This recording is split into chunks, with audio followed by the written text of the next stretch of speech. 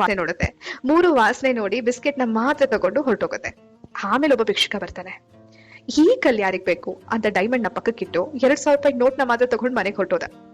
ನಂತರ ಒಬ್ಬ ಬಿಸ್ನೆಸ್ ಮ್ಯಾನ್ಗೆ ಆ ಡೈಮಂಡ್ ಸಿಕ್ತು. ಬಿಸ್ನೆಸ್ ಮ್ಯಾನ್ ಹೇಳ್ತಾನೆ, ಅರೆ ವಾ, ಇದೆಂತ ಬೆಲೆ ಬಾಳುವ ವಜ್ರ ಅಂತ ಸೇಫ್ ಆಗಿ ಅದನ್ನ ತಗೊಂಡು ಮನೆಗೆ ಹೋಗ್ತಾನೆ.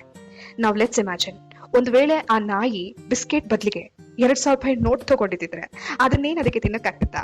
ಇಲ್ಲ ಬೈ ಮಿಸ್ಟೇಕ್ ಆಗಿ ಡೈಮಂಡ್ ನ ತಗೊಂಡು ನುಂಗಿದ್ದಿದ್ರೆ ಅದೆಂತ ದೊಡ್ಡ ಡೇಂಜರ್.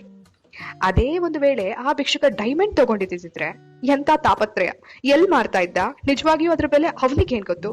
ಪೊಲೀಸ್ ಏನಾದ್ರೂ ಅವನನ್ನ ಹೇಗ್ ಸಿಕ್ತಿದ್ರು ಅಂತ ಹಿಡ್ಕೊಂಡಿದ್ದಿದ್ರೆ ಬೇಡದೇ ಇರೋ ಕಾಂಪ್ಲಿಕೇಶನ್ಸ್. ಒಳ್ಳೆ ಕೆಲಸ ಆಯ್ತು, 2,000 ರೂಪಾಯಿ ನೋಟ್ ತಗೊಂಡಿತ್ತು. ಅಟ್ ಲೀಸ್ಟ್ ಒಂದು ದಿನ ಆದ್ರೂ ಹೊಟ್ಟೆ ತುಂಬಾ ಊಟ ಮಾಡಿರ್ತಾನೆ. ಅಂಡ್ ಆ ಡೈಮಂಡ್ ಆ ಬಿಸ್ನೆಸ್ ಮ್ಯಾನ್ಗೆ ಸಿಕ್ಕಿದ್ದೆ ಕರೆಕ್ಟ್.